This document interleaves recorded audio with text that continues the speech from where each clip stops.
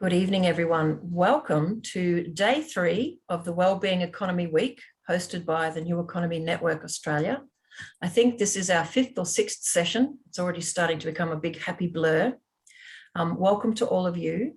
I'm going to share screen in a moment and give a proper introduction to our session, and then hand it over to Helena NORBERG HODGE to share with us her remarkable insights into the localization movement in Australia, but around the world as well. So if all goes well, I shall share my screen. I've been inundated with buttons for some reason. They're all everywhere. Oh gosh, there we go. Fabulous. All right, so again, welcome to our evening session on day 3 of our Wellbeing Economy Week. I like to joke with folks that I show this slide and say to folks, we planned a 3-day conference. We got so many proposals and so many awesome people wanting to share updates and information about their projects that we had to turn it into a new economy or a Wellbeing Economy Week. So we went from our little graphic to our poster. We started on Monday night, and we've had some remarkable sessions already, all of which have been recorded in case you've missed any of them. But tonight, before I welcome our wonderful guest speaker, I know a lot of you have been on these calls, so you'll know what this photo is. I'm sure you could recite it by heart. I must change my local photo. This is to remind me to always acknowledge country. I live, work and play in the beautiful lands of the Yagara Turrbal peoples here in North Brisbane. I'd like to pay my respects to elders past, present and emerging, and the remarkable governance and civilizational culture that cared for country and cared for each other since time immemorial. And as always, I like to acknowledge the ongoing impacts and legacy of colonisation on this wide brown continent, and acknowledge the part that we all must play in decolonising our political, social, economic structures in Australia, as well as our own personal mindset and worldview, so that we can not only respect the First Nations peoples of this continent, so respect the living world here in this beautiful place. So tonight, I'm really pleased to introduce Helena NORBERG HODGE from Local Futures and the Economics of Happiness. The topic for discussion tonight is around localizing the economy. I've invited Helena to really reflect on her many decades of incredible work and some of the lessons that she has either learned or seen from around the world and what that might mean for Australia. I'm going to take 1 or 2 minutes just to remind folks about NENA's work. And one of our 5 core foundational principles is respecting the local, building from the place-based localization. So yes, I'll hand over to Helena in just 1 minute. So the New Economy Network Australia was formed up in 2016. Many of you would have heard this story, but Bronwyn Morgan and myself put together a conference to see if there was interest in building a civil society network to really start pushing civil society initiatives, so non-government, non-large corporate, getting great people together to talk more actively and explicitly about the economic system we live within. And over the couple of years that it's been around, NENA has been building and building, and we're really delighted to now have more than 500 paid members. We're a cooperative trying to work in the spirit of cooperative and mutualism. And we've also got many thousands of people connected through social media and our newsletters and our other work. The network's sort of statement is that we're a network of individuals and organisations working to focus on a better Australian society by particularly focusing on shifting our economy. And the 2 primary goals will be to support ecological health and social and economic justice.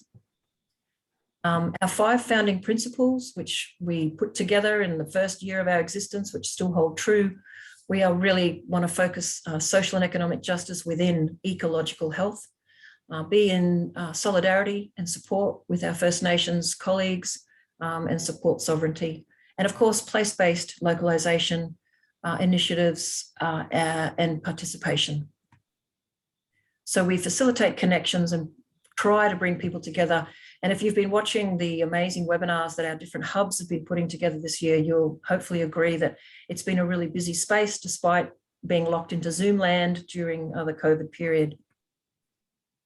This is one of the little mottos we often wheel out, just a reminder that the New Economy Network Australia is not at the moment focused on a lot of law reform or knocking on the door of government to lobby them. We're really about building what we can with what we've got right now. And for 5 years, when we say civil society, we mean the people who are building a new model, building the new stuff and linking to the old ancient ways as well. And if you joined our session at lunchtime today, I hope you enjoyed it as much as I did, with some of the amazing Indigenous speakers talking about their perspectives on what an economy should look like. I'm not going to talk too much about this, just a constant reminder that NENA really is made up by its members, and our members form up the hubs, and they're the ones who create the different webinars and the activities and the things we're all doing. And there's a master plan to bring it all together in our first civil society strategy or vision for a new economy. We've also just this week launched We All Australia.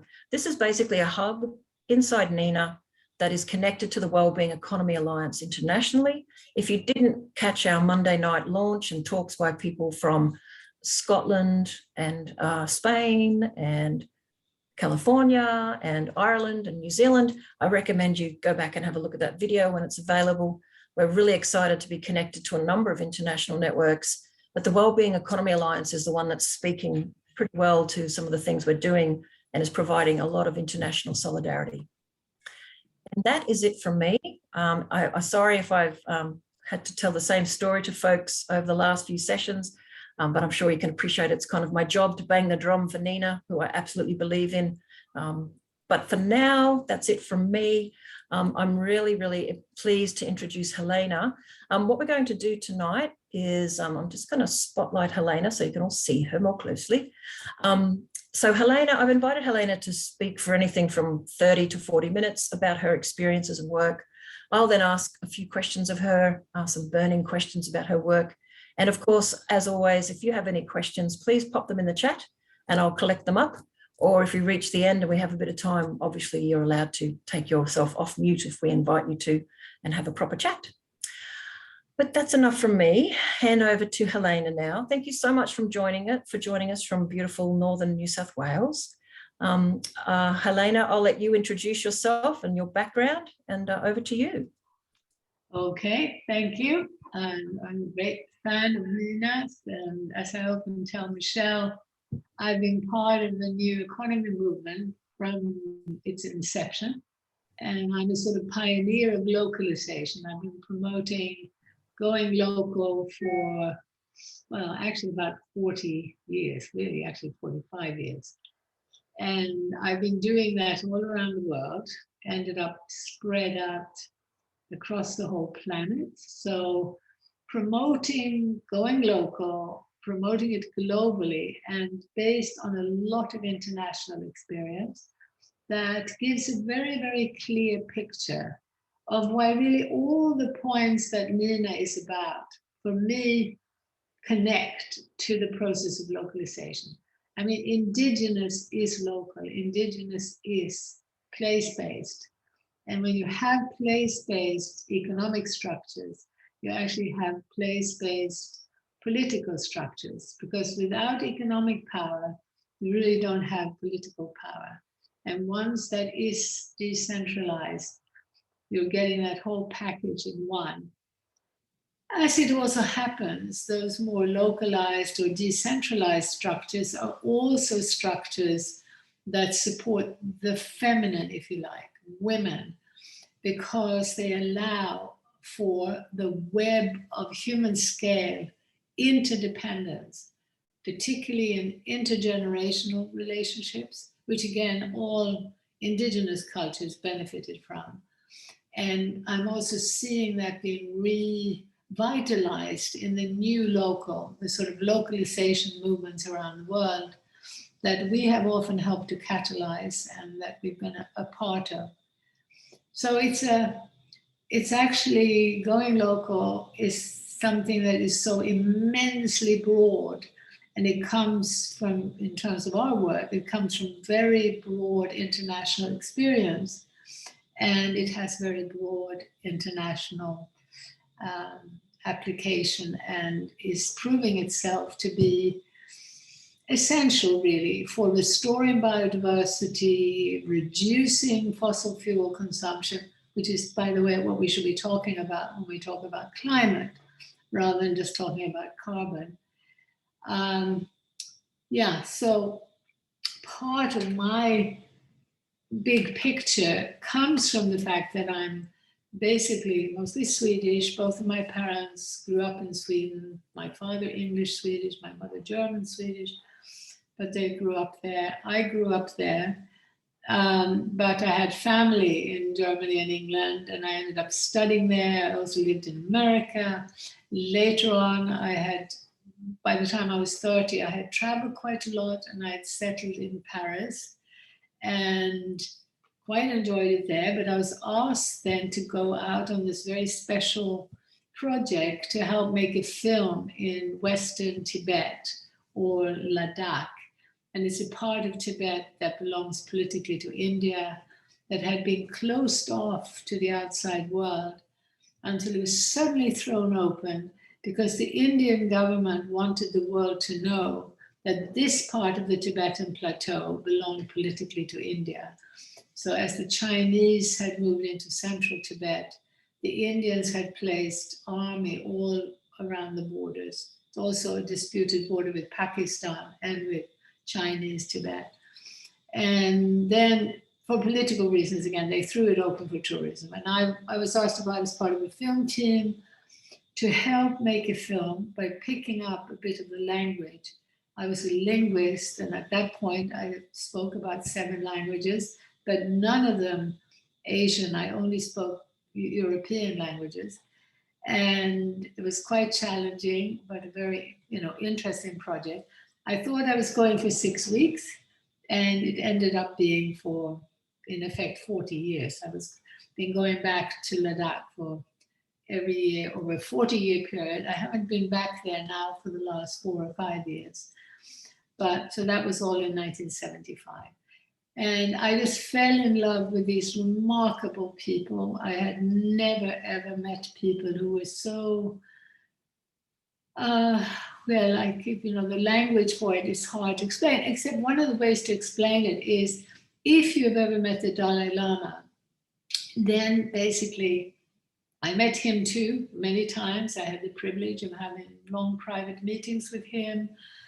But the key thing is that most people had that effervescent, bubbly, humorous lightness of being that the Dalai Lama has. So I was just completely in love. And when the filming was finished, I decided to stay on. I was going to work on the language, which I did. I helped to do a dictionary. And I, writing down the spoken ancient Tibetan dialect. But in the process, again, became completely involved in the whole culture. And luckily, I read Small is Beautiful while I was there. And Small is Beautiful is a very important book. If you don't know about it and you're interested in the new economy, please look at it. It was written by a German-born economist who was working in England at a very high level. He was actually the head of the Coal Board. And he had very similar experiences to mine in Ladakh, in Burma in the 1960s. And as he wrote in his book, Small is Beautiful, he came across a country where really poverty as we knew it in other parts of the world didn't exist. He met people again who were effervescently happy and started questioning the foundations of the modern economy, brought in a spiritual perspective and also a perspective which questioned the inevitable march of technology in some kind of inevitable, bigger, faster trajectory. Very interesting man, very interesting book, which also happened to have a chapter called Buddhist Economics. And I read that book in Ladakh, and that gave me the audacity to write to the Indian government and say, well, look, here are important economists saying that surely there is a better way to bring in development and growth. And at that time, it was very new to be suggesting using renewable energy instead of fossil fuels. And at this point, the Indians had just opened the area to development, including tourism, and it was all based on fossil fuels. And this was in an area where there were 300 days a year, more actually, of sunshine. It's a desert, it's up at 12,000 feet, and rain basically doesn't exist. They had survived by irrigating the desert with glacial meltwater from the high peaks. And anyway, so I was able to start projects to introduce solar energy, and we also worked with small-scale hydro and even some wind. And it grew into quite a big project that became quite famous. And we won something called an alternative Nobel Prize for that work. And in the process, I had witnessed how terribly destructive conventional development is. And I had seen that the way that our governments were subsidizing fossil fuel-based development included the ability to bring in food that had been transported for weeks to sell for half the price of local food. I saw that they were also bringing in images of what it is to be human and respectable. And I saw that these delightful, happy, very confident people, deeply confident. There wasn't a need to prove that you're really important and that you try to show that you're a great person, because people were so at ease with who they were. But I saw how this development package brought in images targeting children with the idea that if you didn't look like the images in advertising and the media, you were backward and primitive and poor. And so I saw these huge psychological effects. I saw the impact of these hidden subsidies for conventional fossil fuel-based development.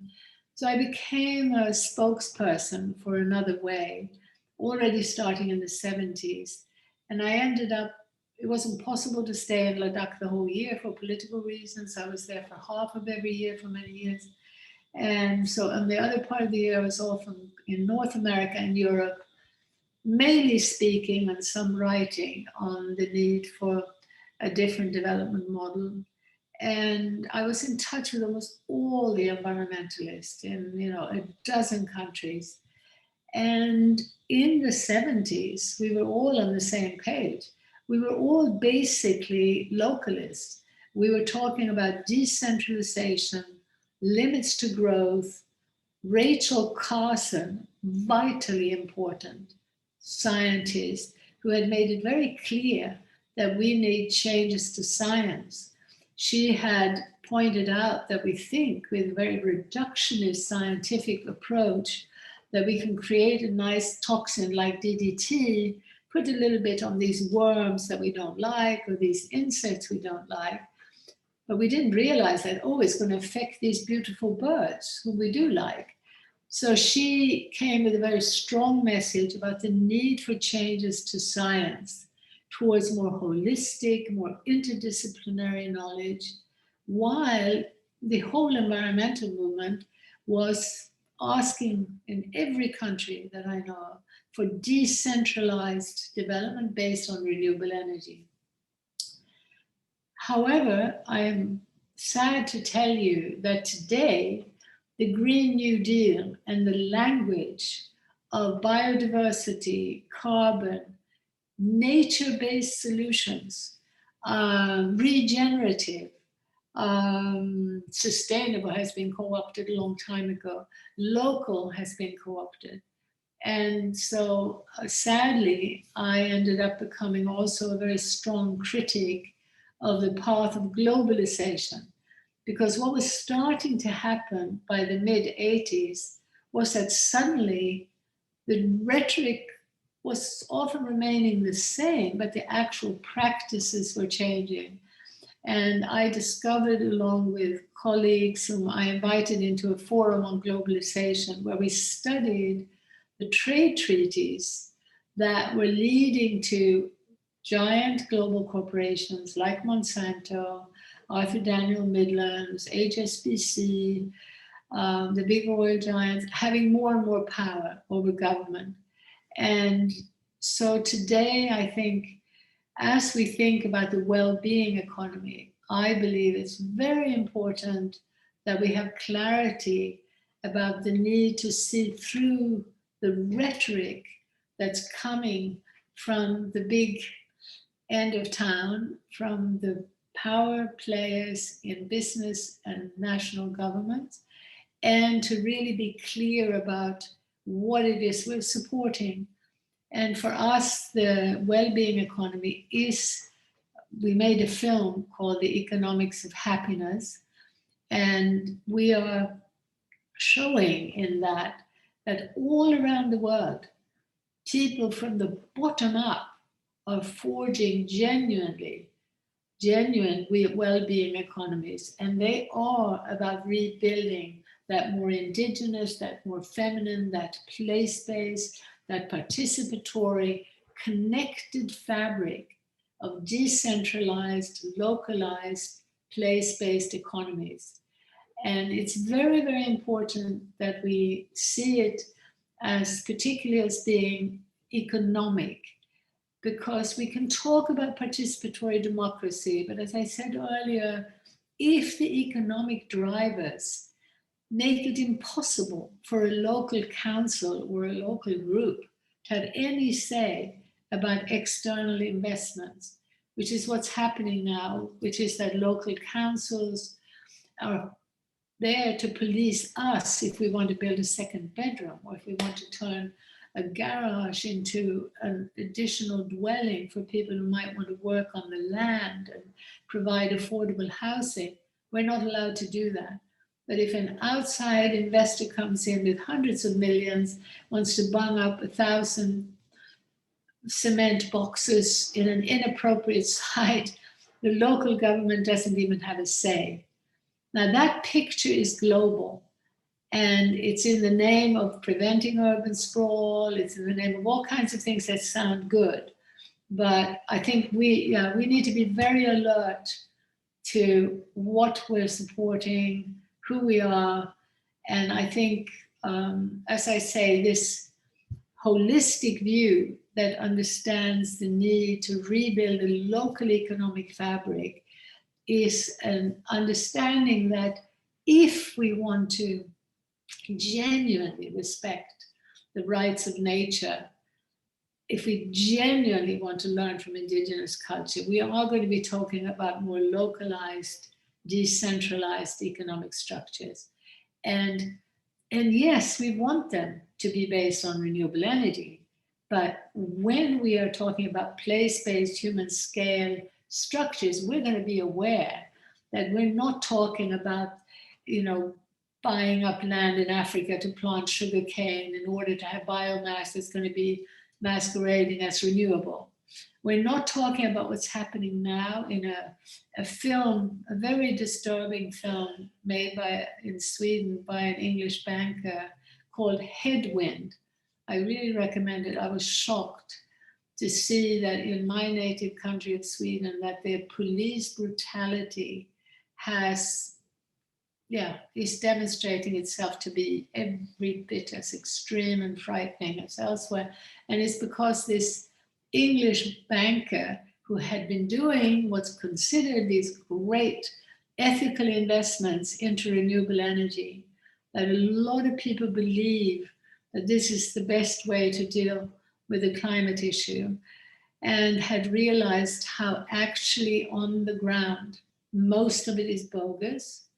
And he had decided to get out of this madness and was for years thinking he was doing the right thing by getting big investments into renewables. And then he realized how actually on the ground, so much of it was not just not helping, but actually outright destructive. So he decided to just retire and had a bit of money, and he wanted to escape and build an eco-village somewhere remote. He searched the world, including New Zealand and South America, and discovered in the north of Sweden, we have vast areas, mainly of forest. So he was bought a farm there, was getting ready to start an eco-community there, and then discovers that this has been chosen for all of these bogus wind farms, which are in areas where there's not even very much wind. And it's all about a whole series of different global corporations benefiting from this net zero carbon trading and offsets. And he, at the end of the film, you see him in Stockholm, right next to Greta Thunberg, whom I've been wanting to reach. I have not yet had a chance to talk to her, but she's right there, and he's demonstrating as part of this climate demonstration, saying, watch the money to see what's going on. I'm a banker. I can tell you, you need to be looking at this.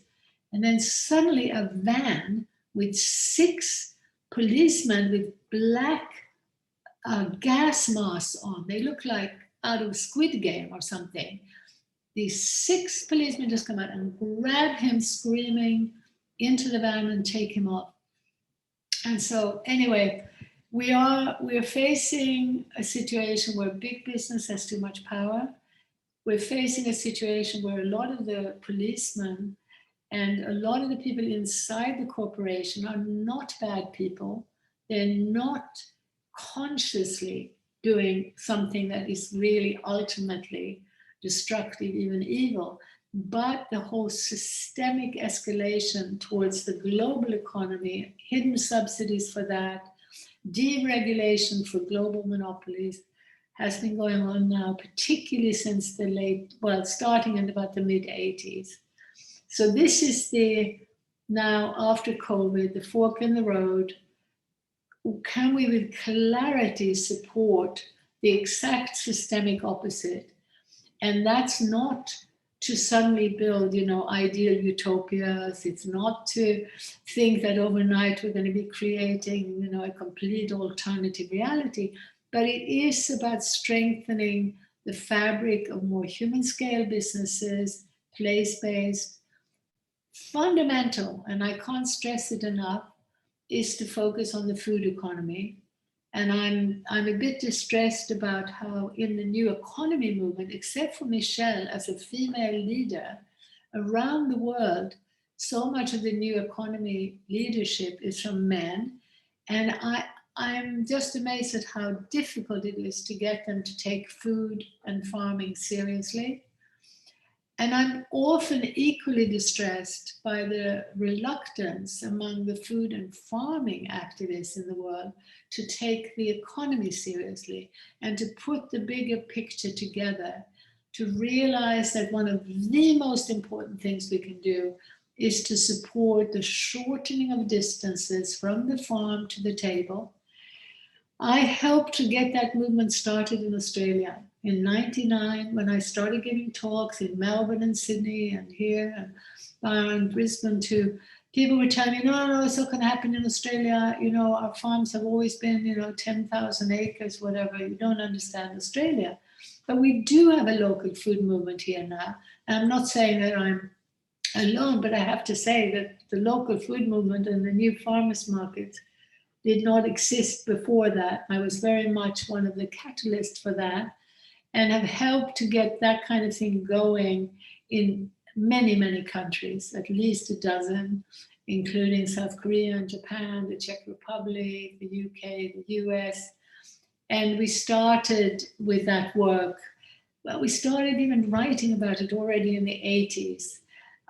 But anyway, it's frustrating to me that it is still a movement that receives almost no support from the media, almost no meaningful support from government or foundations even. And that what I see happening all the time is that with the help of big business, the perspective keeps getting narrowed. The opposite of what Rachel Carson was talking about, which is the need for a more holistic perspective.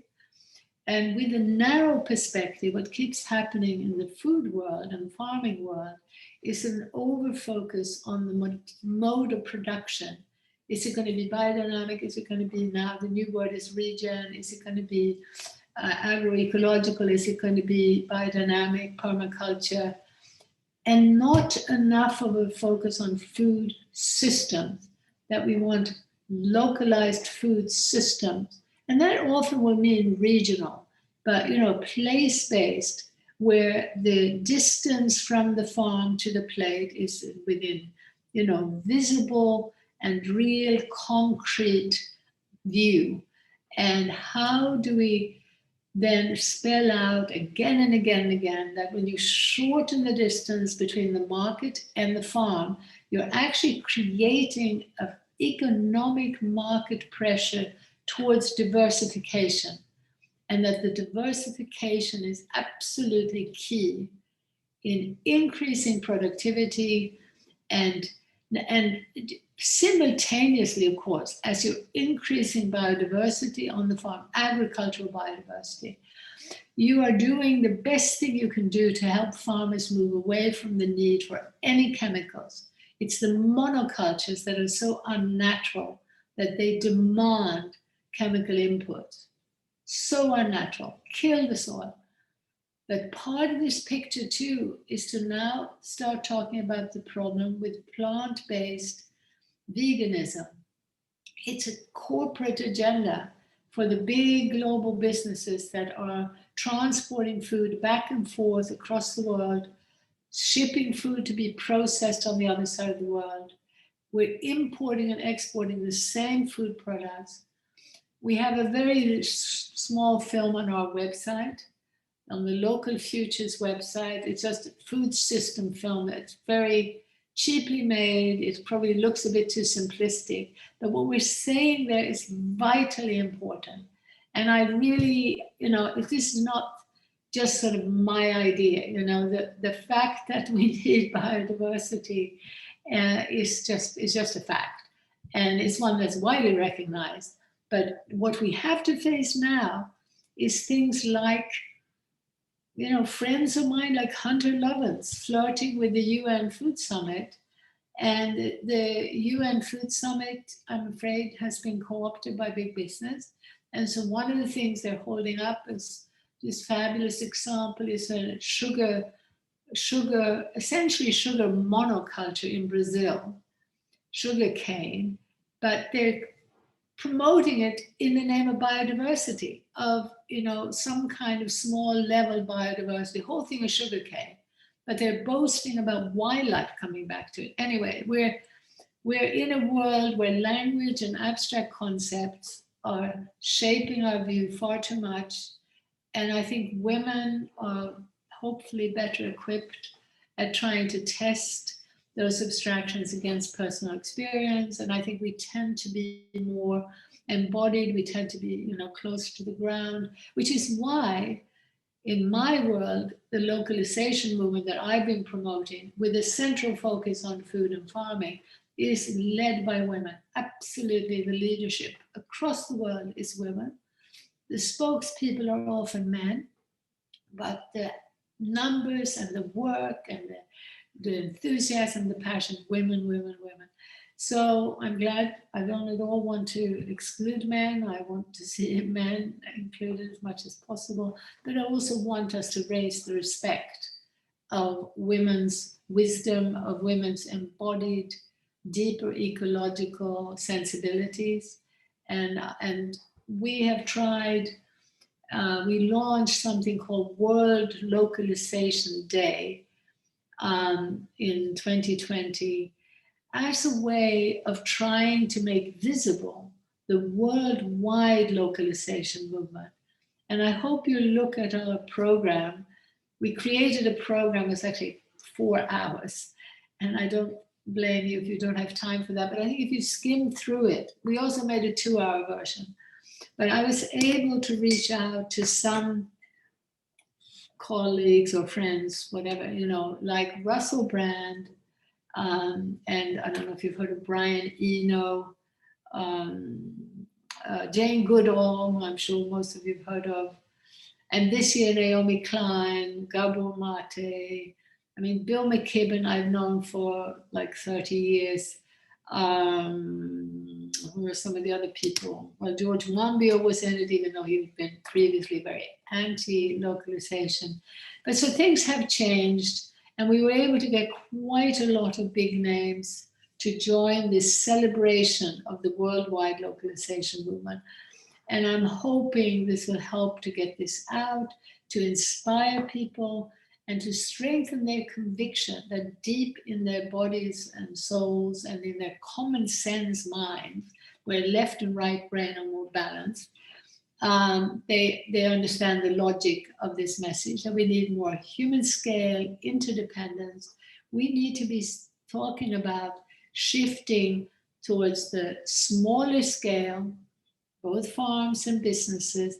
We need to be shifting towards slowing down. We need to be shifting towards that fundamental diversity that is not the pseudo diversity in the big city, where people might have had their economies destroyed, by invasions like the Iraq War or whatever, to come crowding together in a fossil fuel cement covered city.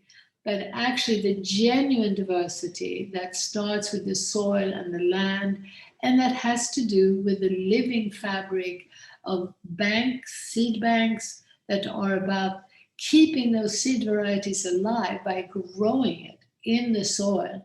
Those alive seed banks are an absolute necessity for the future.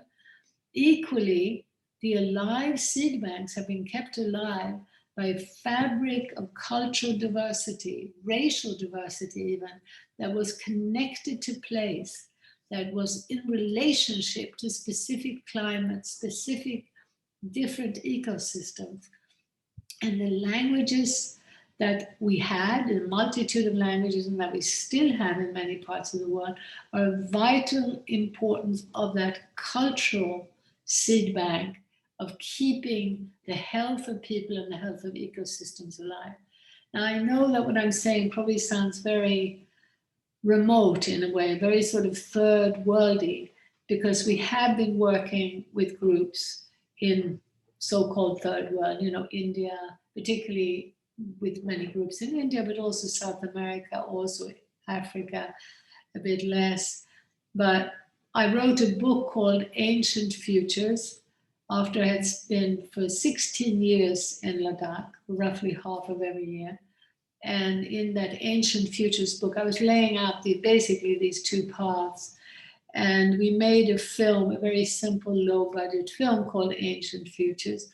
And both the book and the film were translated into, between them, about 45 languages. We've lost some of them. Some of them were Inuit tribes in Alaska and Canada. And anyway, so from all around the world, people either who had lived with Indigenous people or who were Indigenous loved and embraced Ancient Futures. So I have always felt empowered to try to get this message out. I felt like I had such a strong mandate. And I do feel now, after COVID or in COVID, that there has been a big shakeup, and that there has been an awakening in the industrialized world for the importance of community, the importance of connection to nature, and very much about the importance of local food. The local food, of course, took the shape of people starting to bake bread again, and they ran out of yeast in shops all over the world, but also seedlings and little chickens and bicycles. It was a real sort of localizing process that happened. And what was so delightful for us in our work was to see that even in lockdowns, even when people couldn't meet face to face, that they were looking after each other. Not always, some people were really struggling, but there was a beautiful expression of community mindedness across the world.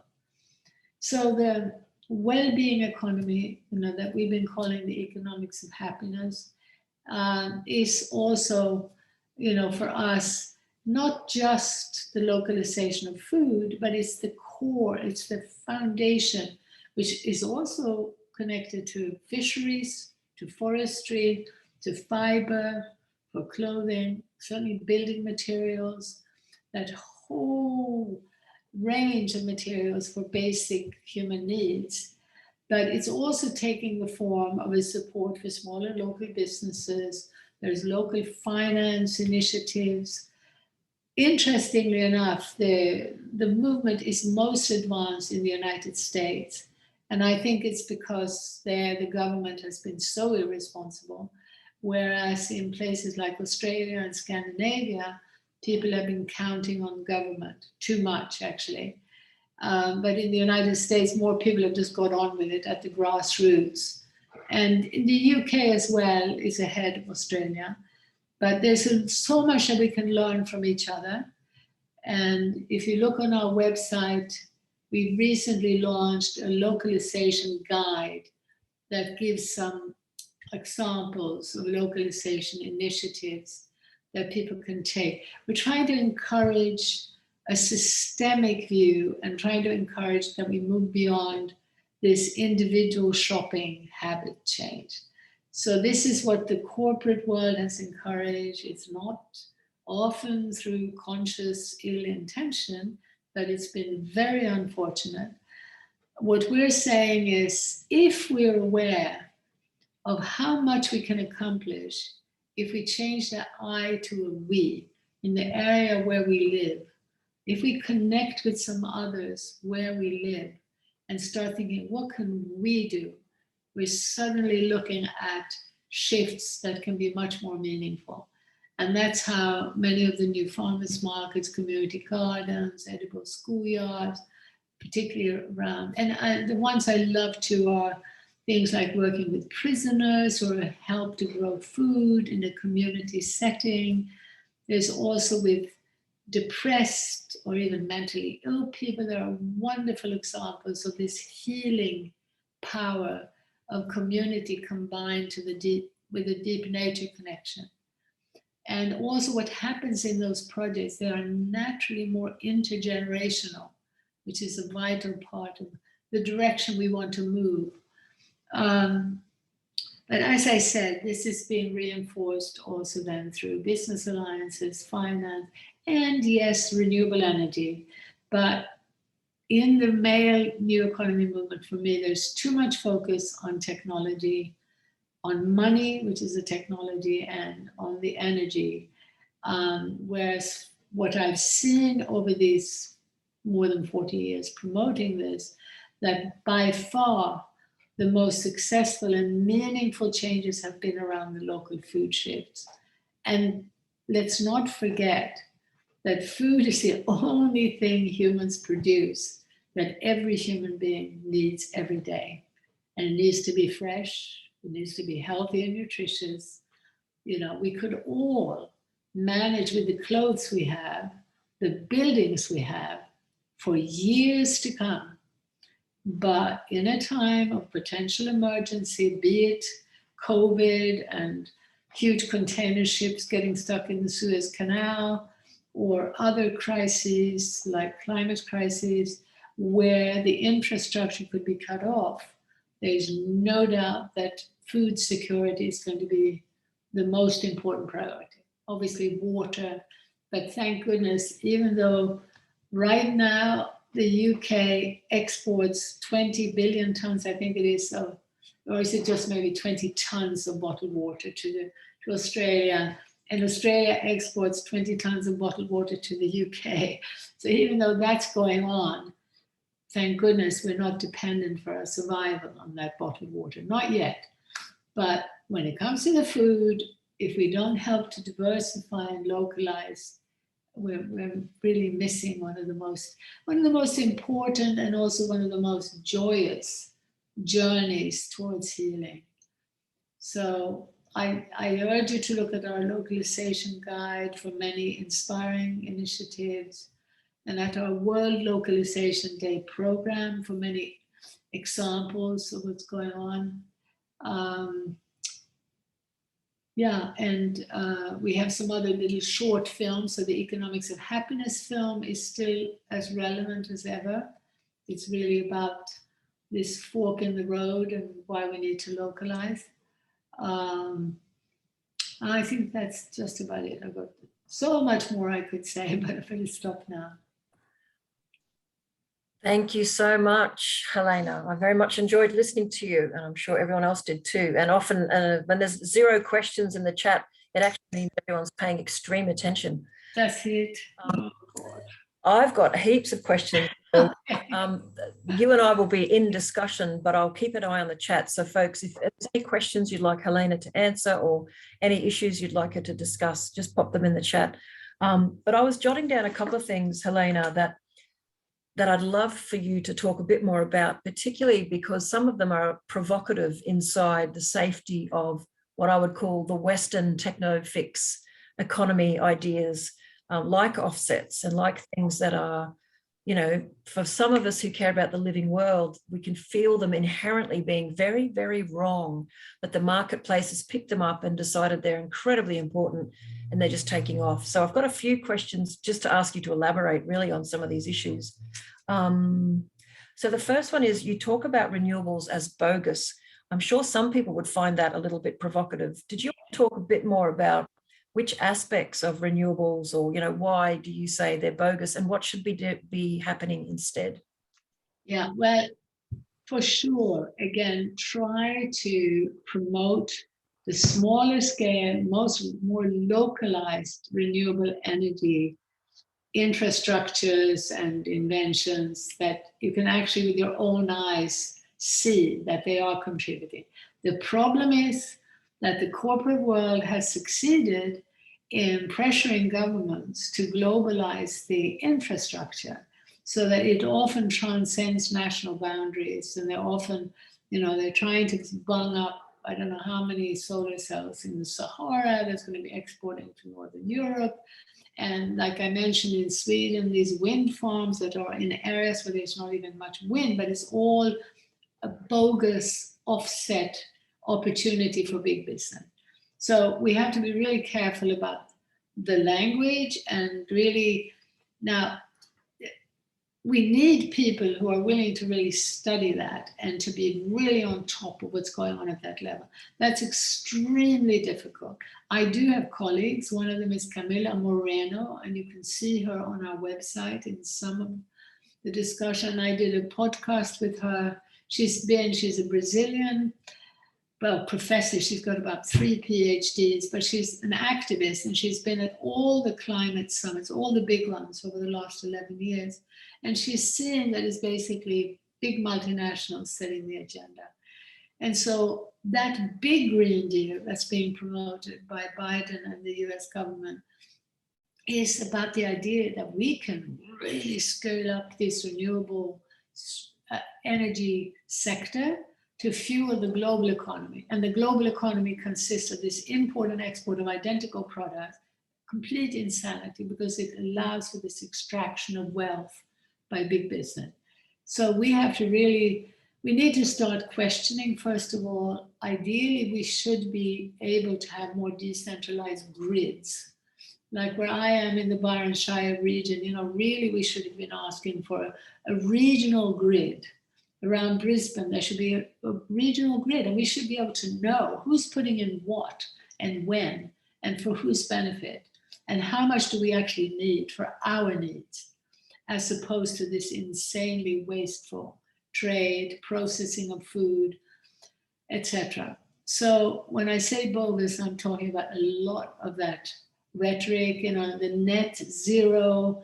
Apparently, again, I haven't studied myself, but people I trust, I say it's all about allowing for offsets, hidden trading, and we should be saying no to that. We don't, you know, this is not what it's about. In the Paris report and in the whole negotiation, they never mentioned fossil fuels. Just that alone, we should be screaming if we knew about that. Why are we not talking about fossil fuels? Why are we not talking about reducing fossil fuels? And as we do that, why don't we talk about reducing transport, unnecessarily transport and trade? That would be the number one thing in terms of policy that we could be doing. And we could massively, systemically reduce emissions by not flying food or shipping food across the world to be processed and to be sending it back again. So it's, yeah, there's a whole story there. But one thing that you can know is once you start really at the local level starting to do things, you can then see with your own eyes and judge in a far better way what really is beneficial and what isn't. And we're trying to say to people, if you do set up a little local hub or a group, like maybe you're part of a NENA hub, then in your area, if you meet regularly, maybe some of you will keep an eye on the global shenanigans, but hopefully many of you will also be looking at what you can do in a systemic way at the local level. And then we can link up locally, you know, both within Australia and across the world. And yeah, so, yeah. Thank you, Helena. That was really good. And I think sometimes I'm very frustrated with the emergence of the techno-fix idea that just continuing to accept the amount of demand that we have for energy is okay. And we just continue to mine new precious metals to create the kind of renewable energy supply that we have. So the energy efficiency discussions, you know, that I was involved in the early 90s, back in the first agency that ever was created in Australia to respond to climate change. Energy efficiency was a top draw card that we had to work on. And as soon as the corporate misinformation emerged in the end of that decade, it went right out the window. And you just don't hear anyone talking about the idea that you actually have to reduce how much energy you want in the first place and then fit yourself with energy supply. So I'd love to say something to that too, Michelle, because unfortunately, when that discussion is happening now in any sort of public forum, it's always framed as though it's about us, the average consumer in the West. It's always framed as though, you know, we horrible people, we're still demanding all these consumer gadgets and we want to drive our fancy cars. And we've been told about climate change from Al Gore, and yet we don't reduce our appetite. Now that's actually a very misleading corporate framing, because it's actually the corporate really so destructive appetite and monstrous interlinked structure that is demanding more and more energy to literally shift factories to China to produce our clothes, our plastic items, and in so doing, taking millions of jobs to the other side of the world while creating a type of slave-like factory work over there. But then the economists, even some of the alternative economists, believe the idea, oh, well, but China and India have done so well, so that things have growth and people have been lifted out of poverty. They're measuring that lifting out of poverty by looking at bloody GDP. They're not looking at how hard people are working. They're not looking at them living in little tiny, you know, shacks in the city instead of in a village. So the reality and on the ground is that people in China have not benefited the majority, nor have they in Australia or America. Again, it's not to demonize the people in big business, but it's for us to be clear about where this appetite for energy is coming and the appetite for pushing not just consumerism, but built-in obsolescence. And worst of all, the money to frame issues so we're not looking at obvious solutions. We're not looking at how we could really much more rapidly, systemically, both in terms of climate, but biodiversity generally, and so on, shift the economic system in the right direction. Yeah, it's one of the greatest wins that neoliberalism and corporates and interested governments have ever had, is shifting the blame down to individuals by so-called empowering us, but basically saying what you do with your own shopping budget that matters, when in fact the structural reform required is much, much deeper than that. Some questions coming into chat.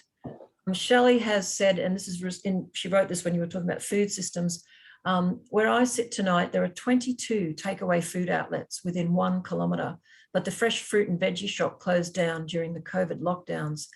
The fast food outlets thrived. She says, despair, what can we do? So. Well, that I'm surprised that where are you, Shelley? Well, Victoria, no surprises, in country, in rural Victoria, but also in a country.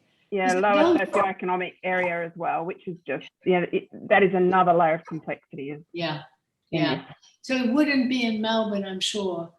And this is also, this is the tragedy that very often in, the more rural local communities, we have the opposite of what I'm talking about in terms of rural local communities. So the new local is very different from this local that we now experience, where people have been marginalized, often left behind, and where you often have the junk food and no access to fresh food, even though, so yeah, I totally get it. And even in those areas, once a few people come together and start making change, we've seen some wonderful blossoming.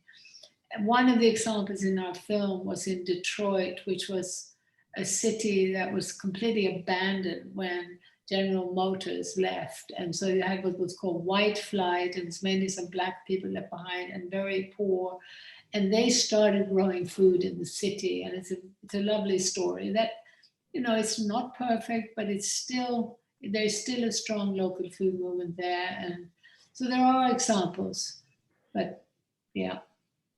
Can I also intervene with just a little working class rant from my own?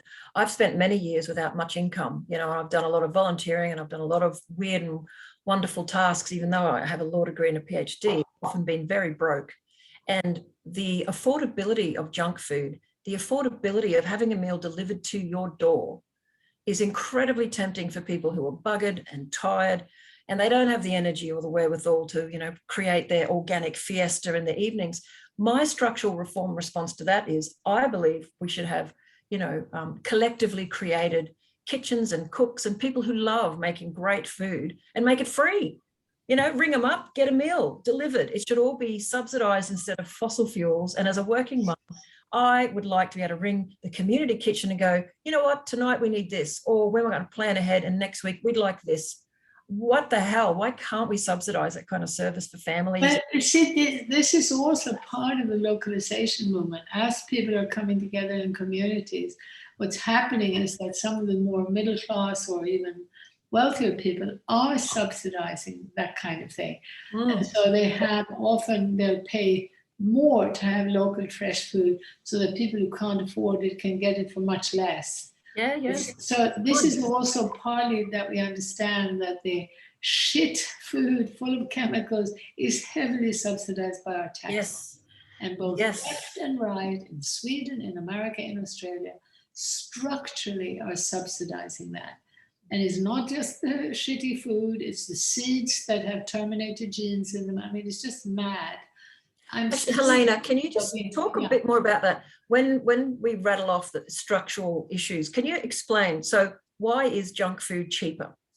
So, well, this again, in order to understand why junk food is cheaper, we do have to look very big picture, and it does actually go back a long time. And so people can think, well, that's overpowering. But I think once we really understand it, we made a film. It's only 7 minutes with Damon Gameau, who made the film 2040.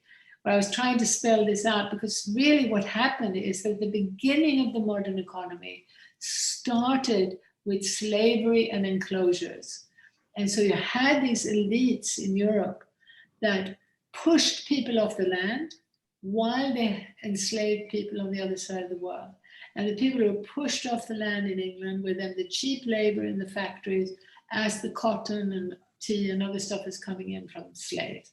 It was force. But we have to understand that in that, they set up a structure where global businesses had this unbelievable, favorable, powerful situation going back to the 1700s and even the 1600s. And preceding this, Christians were part of the whole, colonizing spread across the world as well, in terms of indigenous people and other cultures. But this structural thing of setting up global traders to be so powerful was then reinforced by the foundations of the modern economy, which said comparative advantage. And that's a fundamental principle. And that says, it's not in your interest to be self-reliant. No. That's drudgery, that's hardship. No, you should specialize for export. You specialize in what you have an advantage in. You export that, and then you can import all the things you want. Now, on the surface, that sounds quite good. And there are lots of people still to this day who believe that that could be beneficial. They don't realize that that formula, up to a certain point, could make sense. And in fact, up to a certain point, even in indigenous culture, people did export certain things that they were particularly good at and import other things that they couldn't produce themselves.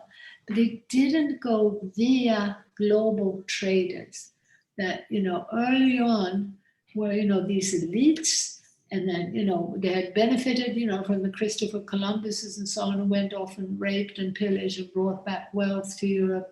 But all of that rape and pillage and force is the foundation of the modern economy. So now in the modern era, what happened is, when fossil fuels were brought in, our governments were actually subsidizing farmers to use more machinery, more fossil fuels, and to use hybrid seeds produced by big business in order to produce what they thought were bigger crops. Many well-intentioned people have supported this. They thought it was more productive. It never was more productive. What it was you were able to produce food with fewer people. So we had a formula that allowed fossil fuels and technology to replace people. But in the process, our taxes were subsidizing big business that made the machinery, that sold the fossil fuels, that hybridized the seeds, and destroyed the soil and destroyed the quality of our food.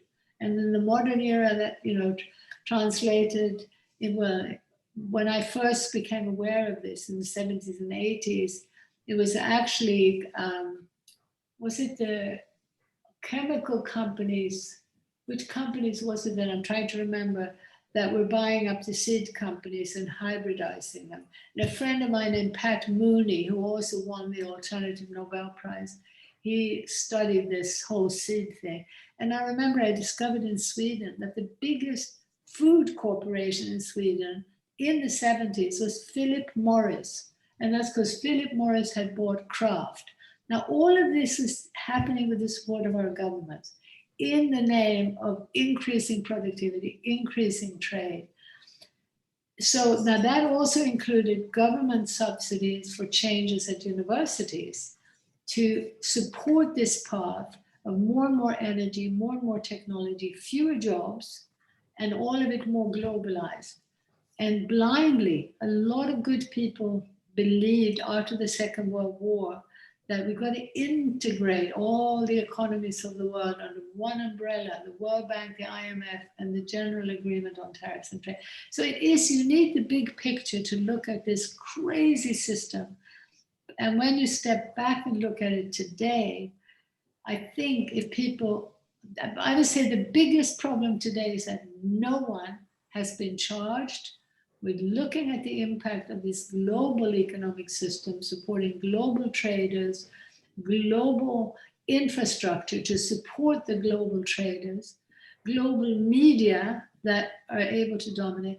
No one has been briefed with looking at what is the impact of this on the soils, the waters, the peoples, our health, the cultures of this world. So the people who are looking globally are all locked into supporting this system. I would say almost without exception. The activists protecting this forest, this water, people's health, preventing poverty, supporting the aged, all of that is generally very localized. So the problem is we're thinking too local when it comes to understanding the problems and opposing them. And we need to be thinking more local when it comes to the solution. I hope it doesn't sound too complicated. No, that was actually a really excellent overview and a reminder of the deep roots and of capitalism and injustice, actually. And I'm grateful to you for elucidating its impact on food systems. We talk about the impacts of colonization, empire, and imperialism on the creation of human-centered destructive law in the Earth Laws Alliance. So now weave in the impacts on the subsidized junk food culture because it's still corporate. So look, there's a lot of questions coming in, which is lovely. The one thing I might just pick up on before I go back to some of these questions though, Helena, is you just finished by saying you know, we need to think about the global financial and economic infrastructure, but all the solutions are local. I wonder, when you were talking about trying to curb and corporate control and challenge, you know, the outsiders coming in and dominating with new developments that are unwanted, can you talk a little bit about any of the good solutions you've seen people doing? Because what we see in the Earth Laws Alliance and across NENA are tons of people at the community level trying to fight within the legal system laws that have been set up to perpetuate this domination by outside forces and big corporates. Do you have any good news stories from anywhere about stuff that's working? Well, I do, in the sense that even here in Byron Bay, I'm trying to get the ball rolling on greater awareness about the way that the local councils are policing us, but they, you know, they don't even have any power to say no to giant external investors who want to essentially exploit your community and extract money from it. So local investment by local people, for local people who live here and working, that's sort of a foundation of the localization movement. And where people are trying to do that, often by creating trusts or cooperatives or new structures, that is working to some extent. But again, I'm saying, you know, our solutions are local, but my passion is to try to build up an international movement for localization so that we understand that we can transcend the geographical divides between rich and poor country. We can transcend these artificial divides now between white men and dark-skinned women and different genders. And we're being polarized to death by algorithms, as we've heard, but we're still vulnerable to the machinations of an, honestly, AI-run system, not just in social media, but in mainstream media. So the need is that we understand that we need place-based, practical, economic, human scale interdependence with, you know, human scale institutions linked to specific environment, but it definitely needs international collaboration to make it stronger, and it needs international collaboration to share the information, as I'm trying to do now, about what's working in different places, because we're all up against the same monolithic system. And remember, one of the reasons why we can sort of reject it in principle, absolutely, is because it's imposing monoculture, biological monoculture and a human consumer monoculture. And Warwick, I'm really glad to see you there. I'd love to be more in touch. Yeah, because as an economist, you know, I've been sort of talking about these men who don't take, you know, nature seriously enough, but, you know, I really hope we can collaborate more, because I think once we really take the biological realities seriously, we absolutely have to support this shift towards localization. Now, how far exactly does it mean? Regional? We're talking about a process of shortening distances to allow for that genuine, real, on the ground, either support of what exists or the renewal and rebuilding of more diversified land-based productive structure. So by the way, with renewables as well, we should be saying absolutely no to plastering the land with solar panels. That's again a corporate thing. Every bit of land should be breathing and alive and either productive for our use or wild. Yep. And ideally with a lot of the agroecology, it can be a mixture of both. But, you know, so we have plenty of rooftops to put our solar panels. And in any case, once we start sorting out real needs for truly healthy economies, we need much less energy. Yep. But we should be putting that message out in a way that doesn't alienate the average person struggling to pay their mortgage. Because when it sounds like, oh, you know, you don't need so much energy, you're the one, you're the problem, and the world is going to hell because of you, we're just missing the picture that we need to come together. Wonderful. Yeah. Thank you, Helena. Just to let you know, I've got a question from Tanya, Shelley, and Warwick has his hand up, so I'll go to him then, and then Raphael. So I don't want anyone to think I've forgotten you yet. So I'm just going to jump to Tanya's question. And I know, Shelley, that you had a second one there, but I'll just come back to that if that's okay. Sorry. So Tanya says or asks, Helena, in addition to your localization action guide, as an elder in the global global eco-village network, which Tanya is, how else do you feel that participants here can take stock of our footprints? Something like the recent eco-village impact assessment, which enables us to review how we're tracking individually against the SDGs. Yeah, go ahead.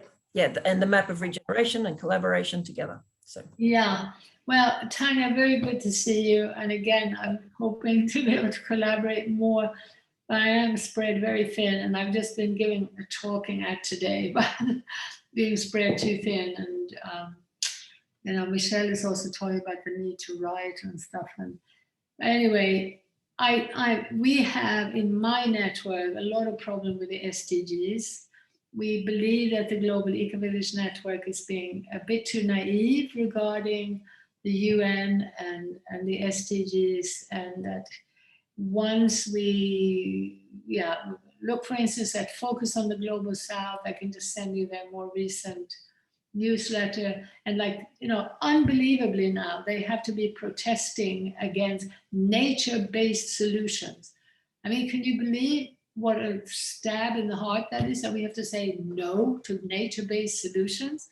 And of course we have to be so clear that this is what we want, but we have to be saying no to this hijacking of language to pretend that what's happening is exactly what we want, but it's the opposite of what we want.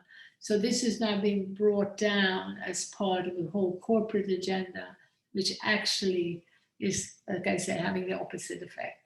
And so I think that measuring your footprints within the SDG thing, I personally wouldn't recommend that as an important activity. And I'd love to talk more to you about what I think would be valuable. I think the eco-village movement, by staying as connected as possible, also internationally. And for me, I was always, I was part of the founding of it. And it was for me very important that it links up with villages of the Global South. Because for all of us, when all of these Chinese and all the so-called undeveloped part of the world are being made to feel like they're anachronisms and backward and stupid and got to get into the city as quickly as possible, the whole planet's going to sink, and the dominant agenda is blindly, we're all going to be in AI-driven cities, 100% urbanized, robots will do the farming, and the SDGs are linked to that agenda. The FAO is promoting that. And so that's why there was a whole People's Summit questioning the Global Food Summit by the UN. So we do need, the sort of radical approach we need is so inclusive, it's so common sense, and it can be promoted without anger. It's not about, all of you who are in the UN or in the corporations, you're all bad people and we're all good people.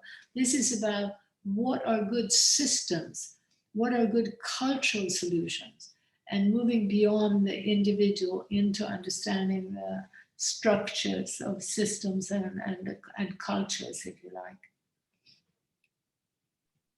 thank you, Helena. I'd like to hear those further discussions about SDGs too. I think we might have to have a special session on that next year. But just to jump to make sure we try to get as many questions as we can answered or, discussed. Sorry, I keep moving them up and down. Dear me, I've lost it. Okay, so we're going to jump back to an issue around social enterprise. Helena, you alluded to the power of social enterprise. I think this is a big part of a local systemic solution. Can we imagine socially enterprising food systems can tip the scales? Yes, but I want to say that one of the things that often happens is that people assume that private enterprise is always bad. It's so, in a way, complex, but what I'm saying is very simple. And that is that we need to distinguish between private enterprise within the purview of local, regional, and national view and the global private sector. The global private sector is essentially those that are operating globally beyond rules. Free trade has been for them clearing the way to do as they like. They are giants, many of which are bigger than whole countries. And as a conglomerate, with the deregulation of finance and the financial casino, this de facto global private enterprise empire is the most dangerous thing that exists. It's what is taking us in the wrong direction. It's driving our governments in the wrong direction. We need to wake up to the need to regulate them. In the meanwhile, at the local level, regional, national, it's working absolutely fine to work with small family or independently owned farms or independently owned shops. We don't always have to turn it into a co-op or a social enterprise. We might often be spending too much time trying to create something that is more difficult to form, because the way we're all operating now, we become very individualized. But that fabric of smaller enterprises within the view of the social and ecological realities around them can actually be made to work very well for our needs. So many of the farmers markets, it's farmers who are, many of them have been farming for generations. But as they are able to sell in the local market, they suddenly diversify. Before they were being pressured to do monoculture. And you suddenly have the communication between the consumer and the farmer, totally changing the whole market pressure, so that the people who buy in the farmers markets, they actually welcome even a few blemishes, because they know it means they weren't sprayed to death. They don't care if the avocados are the same size or not. What difference does that make? But the supermarket, you've got to fit into the machinery, and to the machinery that washes and puts it into the supermarket shelves, and so tons of food are burned and so on. So yes, social enterprises. Also, let's be aware that many of the more commercial, bigger enterprises are now calling themselves social enterprises, and they're talking about the triple bottom line. But actually, they're still usually producing things we don't really need, and they're often linked into being supported by this unfortunate way that both left and right political governments have been subsidizing the big over the small, the global over the local. Thanks, Helena. So we've got a question from Anna, then we'll jump to Warwick. Anna has asked a question about veganism. She said, listening to you, Helena, thanks for sharing your insights. I was super interested to hear your views on the vegan movement. I'm wondering what kind of ratios of animal products to plant-based products you would recommend we should consume.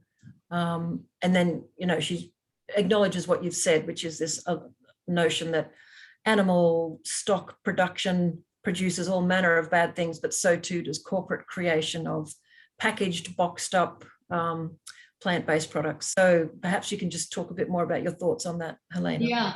Well, first of all, I was so influenced by my experience in indigenous traditional culture, and saw there that animals were part of that. And in fact, came to realize that virtually every indigenous culture, they used and ate animal products.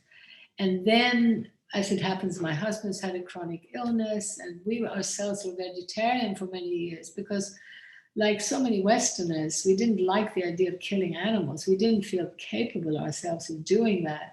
And so we felt it was just right not to be eating animals. But with his illness, we were suddenly being advised to actually eat meat products. And then in the meanwhile, seeing what was happening in Ladakh and Bhutan, and learning more about how corporations actually worked with doctors way back, I can't remember now, it was as early as 1920 or something, to promote the idea that vegetable fat was much healthier than animal fat. And that it was actually, I think DuPont or something, that realized that if they heated fat up to high temperatures, made it into trans fat, which is toxic for our bodies, they could transport it for miles and miles and keep it on the shelf for years. But without that, it would, suffer from time and transport. So as the awareness grew now, I would argue that you want to do everything you can to avoid consuming anything from corporate animal factories. And remember, again, this is where the big subsidies have come, and where, whether it's pig factories or chickens or cows, whatever it is, it's getting larger and larger, more inhumane, more toxic for the land, cruel to the animals, toxic for us. However, the new way forward, I would say, is learning from indigenous cultures, and even many of the farms in many parts of the world, including Asia, where there were farms for thousands of years that were actually sustainable. They were small scale, diversified, and there are still all these peasant farmers where they might only have one cow that never competes with humans. It eats waste and provides milk and sometimes also meat. Or whether it's some pigs, like we lived in Spain for many years, and families would have a pig and slaughter it, which was again not pleasant. But again, that pig never ate soybeans imported from Brazil. It ate waste products. And actually, in many cases, the pigs in our Spanish village were walking in the forest and eating acorns from cork oak forest. And they were sort of semi-wild. It was actually quite beautiful. And when the village had the right to use the forest in that way, not only did they produce this amazing, excellent quality pig, jamon, this jamon serrano, the dried ham, but they also actually helped to manage the forest. Again, this is so many stories to talk about from this more southern perspective. By that I mean more third world. But even in Spain in the 80s, this was true.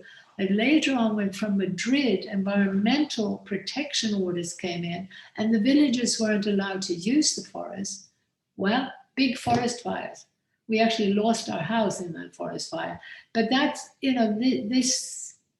I'm not saying that always all local communities are going to do the best for managing. And again, in terms of the longer term, we certainly need internationally negotiated environmental protection measures.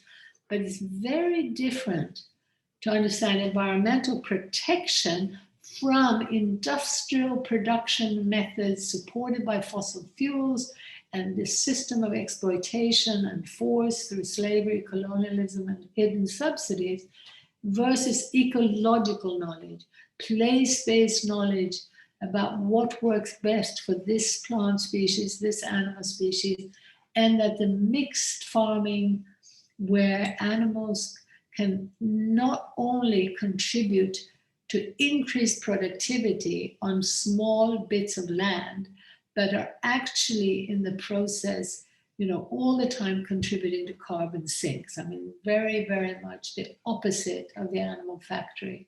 So again, it's the monocultural, top-down, corporate, for-profit, machine-like, versus the highly diversified, with local knowledge, local species, mixed farming, high diversity, including animals. That's really how we need to go. Thanks, Helena. And of course, in Australia, we have the added extra level of discussion about European and imported animals versus native animals, and not just how we care for country and how we look after and restore our damaged ecosystems, but how we may or may not harness local animals as opposed to hard-hooved foreign animals. Yeah. Anyway, okay, we've got time for a question from Warwick, and I'll sneak in a little question from Raphael, because then I'll have done my job and got everyone into the mix. Hi, Helena. Lovely to see you. Yeah, lovely to see you too. Are you still in Castlemaine? Yes, still in Castlemaine. And I know it's been a while since we've seen each other, but I just want to acknowledge how much your thinking and work shapes how I think and the work that I do. Oh, thank you. And yeah, I have a few questions. I had to come and go a little bit tonight because kids' dinner time and bedtime and stuff. But so forgive me if you talk about this. But you know, I guess there's a two-barreled question. I've been to the farmers market with you in Byron Bay, and into the farmers market here in Castlemaine, which since I saw you is now weekly, which is great. But obviously there are times here in Castlemaine when the produce is very limited. You know, we get potatoes, turnips, broccoli, maybe, you know, not much else. If we were to live purely locally, I'd be very tempted to move to Byron Bay. Because the breadth of produce that you have all year round in that climate is, you know, and I think that's a big thing for people to give up. So that's one question. And another part is related, which is the food at the farmers market is more expensive. And so for us, it is here. And so it's sort of a luxury item. And I think that's a really challenging thing too. And I feel like we need somehow to acknowledge that we need to pay more for our food. But of course, that's easy to say for some people like us, but for people who are struggling, you know, a lot of people here, it's cheapest to drive 25 minutes to Kangaroo Flat to go to Aldi to do their shopping than it is even to buy a local supermarket, let alone the farmers market. So yeah, I'll leave that with you. Just a very quick question. Yeah, well, I think, again, we just need so much work to really drum home that our taxes, whether in left or right-leaning governments, are subsidizing Aldi and Woolies and artificially making unhealthy food cheaper and making artificially local, healthy, fresh food too expensive. Now, as it also happens, the sort of farming we need would need more people on the land to be truly productive, truly kind to every drop of water, every earthworm, every plant. We actually need a lot of people on the land, especially because the machines have done so much damage. We need people and animals working with those people. Now, that job-rich way, which would employ people on this overcrowded planet, to make the land more productive and to actually make every single acre of land and drop of water more productive for human consumption while reducing the human ecological footprint is a win-win-win. And yet we'll only get to that once we have clarity about that and we start demanding the immediate shift in regulations, taxes, and subsidies. And almost no one is talking about that. You know, we're not realizing that through those mechanisms, governments are shaping the direction of the economy. They're shaping a world where we hand over the planet on a silver platter to an algorithmic, fake wealth creation, and the Amazons of the world and the Elon Musks of this world to mine ever more, wanting to go to Mars and compete to mine minerals there. The deepest seabed, they're now developing technology to mine more out of that. It's mad, and it is a sort of boys' competitive game. If we can wake up to that and demand that those subsidies shift, that would change everything.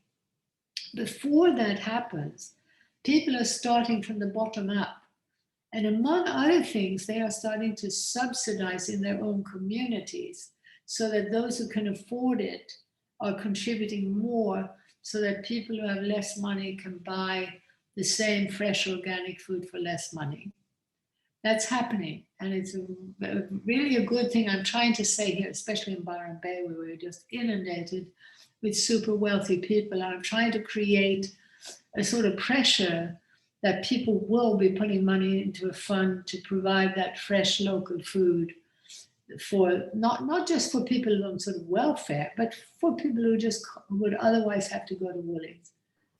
In addition to that, Warwick, you should know that in places like Michigan, in the middle of the winter, there have been very elite local food restaurants that have done really well in the middle of winter in Michigan, serving root vegetables which were kept in the ground, which they also do in Ladakh. You can dig and you can keep potatoes and beetroot and carrots and meat products, and some greens grown in greenhouses.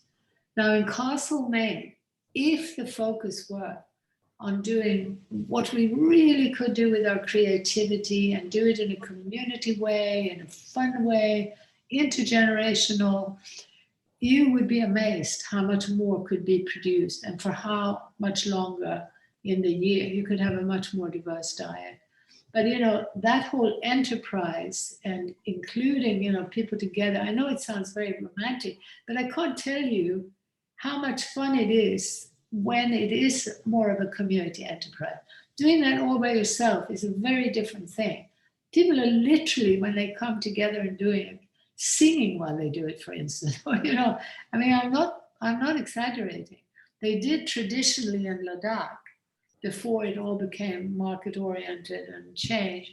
And now I'm seeing it in the new local food movement as well. So if we can just harvest those examples and that knowledge and try to bring it to place and get enough of us working together, it really is a lot of fun, really healing, and often it even brings in the sort of teenage boys who might be a bit reluctant in the beginning, but there needs to be enough momentum. It can't just be their parents and everybody else is on the screen watching Squid Game. You know, you've got to be sort of together so it doesn't look like just some folksy thing that my parents want to do. Lovely. Look, I think we might have to call it. Yes. The last question was actually about the value of local currencies.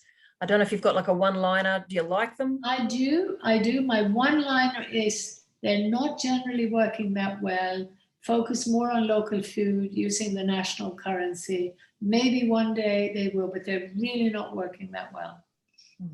I would agree. I'm glad I could answer briefly. One thing. We've got all the questions covered. Here we were thinking, Helena, that we'd only need the hour, but it's been absolutely fantastic. Yeah. And I'm sure everyone will join me in thanking you for sharing with us. Thank you. Your amazing expertise. Michelle, for doing such a great job. Bye. I like to do a Daggy air Hope clap. to hear from you for Warwick. Stay in touch. Yeah, and time. Yes. We'll get Helena back Thank next you. year into some NENA workshops. I think, Helena, will find further ways to share your knowledge and wisdom with all our crew. But on that note, thank you, everyone. And I hope you'll tune in tomorrow. We have 3 terrific sessions. And then on Friday, the actual conference kicks off with lots of different sessions. So hope to see you soon. Thank you so much, everyone. Thanks, Helena. Thanks, Michelle. Thanks, Tom.